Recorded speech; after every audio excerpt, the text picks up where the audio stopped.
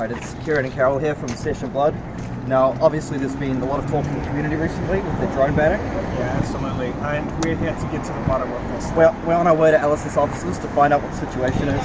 We're going to track down the developers, see what's going on. Yeah, we got in touch with Jason, one of the main developers, and he begrudgingly agreed to do an interview with us. So Kieran did post a bunch of questions on Facebook, so we do have a bunch of questions from you guys. And yeah, we'll see how it goes. Wait, I think that's him up there. Wait, is that him? That's him. Okay, good.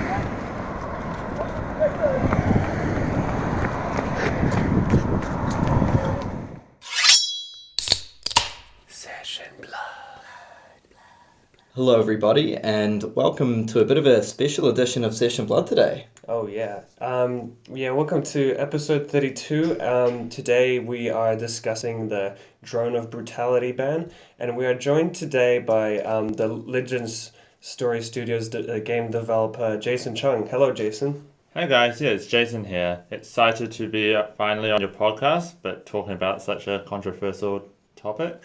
Yeah, absolutely. And we're super glad that you're here because we have some questions from ourselves, and also obviously the public wants to know a lot more about this topic. So Kieran, why don't you get us started?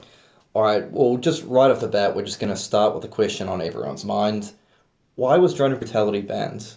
Drone of Brutality actually breaks the fundamentals of the game. So Flesh and Blood has these 4 design principles, which is start full, reduce variance, every card counts, and reward good decisions. The one that is on everyone's mind and the one I'll put emphasis on is every card counts.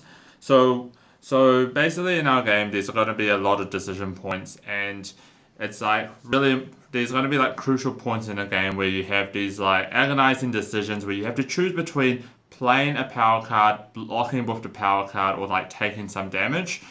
And an easy example would be you're playing Warrior and there's Steel Blade Supremacy, and your opponent's taking for quite a lot of damage. So you have to pick whether or not you want to defend with this card or save it to use at a later time. Now, what happens with Drone of Brutality is you essentially get into game states where it does not actually matter, it does not matter too much what decision you make, because your cost of blocking with a power card is not the same cost as the drone's deck, because you block with your Steel Blade Supremacy. Later on, maybe 10 turns later in the game, you don't have your Steel Blade Supremacy, and you just don't have enough power cards. They have Drone of Brutality.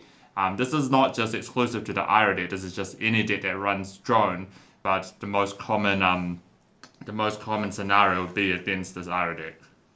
Okay, so I suppose based on what you're telling me, the issue is with it breaking the fundamental designs is it removes these decision points. So for example, if I'm playing Dorinthia on turn 1, and if I want to threaten some damage, so I play a red Warrior's Valet and attack with my Dawnblade. Now, I've used up a power card here, and now my opponent, if they block with 2 cards, that's a power card gone from my deck that I won't be seeing again. Whereas if in that same situation I play out a Drone of Brutality, and they're forced to potentially block with power cards or non-power cards, the difference here is that Drone is a recurring threat that's never going away. It's coming back and back and back. Yeah, definitely. Essentially, it's like a card where early on you can defend with it freely, and then later on you get it back and it's your big 6 power card, assuming you're playing the red one. And this really contradicts that every card counts, really contradicts that over the course of the game you either pitch your card or play a card, and if you pitch your card you'll see it again. A huge cost to pitching your card that's red is the first time you pitch it, it's not good value, and then you'll get the full value of it being a good card later on. The other side is also when you defend with a power card, you're no longer going to get the full utility of a card. That's a huge cost to blocking with these Steel Blade Supremacies, red Warrior Valets, but when you have Drone of Brutality, that just does not matter. Yeah, cheers for that info, Jason. And looking back at the start, obviously Drone of Brutality was designed as in the first ever set of Flesh and Blood and Welcome to Wraith. And I'm just curious as to why was it printed in the first place? Well, Drone of Brutality is outside of your usual card, especially in Welcome to Wraith. However, when Welcome to Wraith first came out, people didn't know anything outside of like combat. And what Drone of Brutality actually shows is we're not just a game that just only has like one archetype, aggression and combat and stuff like that. And as we see later on in Arcane Rising, we introduce more combo.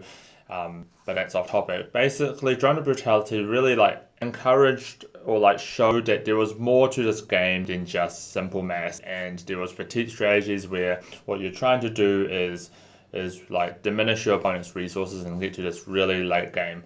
However, we did like it was a card that like we like closely watched and monitored.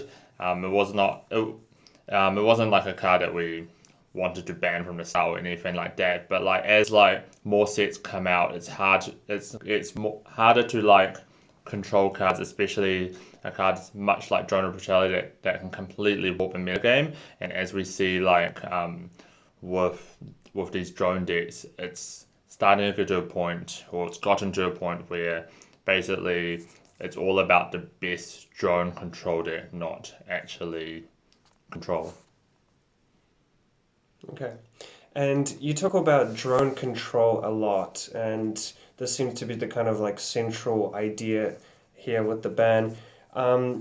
Obviously, at the moment, we see a great kind of popularity of Ira control, and Ira is at the moment a deck that runs drone quite often. Was this targeting Ira? So this was not a ban to hurt Ira. Like our intention is not to ban Ira. Our intentions are we want to ban drone control. The reason Ira is affected by this and like carries drone is because Ira is the absolute best drone control deck with the best late game with the drone lock, because it goes Kadachi, and depending if you have a tunic or not, either Kadachi hit drone for 7 or Kadachi hit drone for 6. And what this actually means is it means other control decks can't keep up with this deck, but they also can't just play drone and have a good matchup against Ira because they just have a worse drone like late game. So what this ban actually does is it opens up more ways to play control decks that don't have drone, and this can range from your like most known Guardian control deck that tries to like fatigue your opponent using Banothos, or it's more like semi control decks like your Brute that does control the game but has like big turns, or maybe your Fizzerai who controls the game and then has one very strong turn. All right, Jason. Now, I do have to ask, I feel the question on a lot of community members' lips recently. Now, you mentioned how drones sort of, created these overwhelmingly positive matchups against the control decks.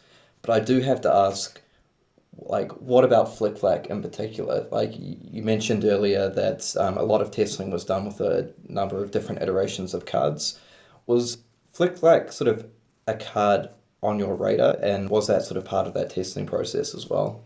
Well, firstly, the most important thing to kind of know is we're not really targeting Ira, and when this ban wasn't to get rid of Ira. Ira is actually a really, really good deck for the game. I really like Ira. One of the reasons it's like really good is it's very simple to play. We have like lots of new people. How do you get into the game? Blitz can be a little bit daunting at times. Like imagine if like the Blitz metagame was just all Kanos and Rhino. But like the fact that it's actually like Ira makes it very good for new players to get into the game, especially if you minus the drone lock.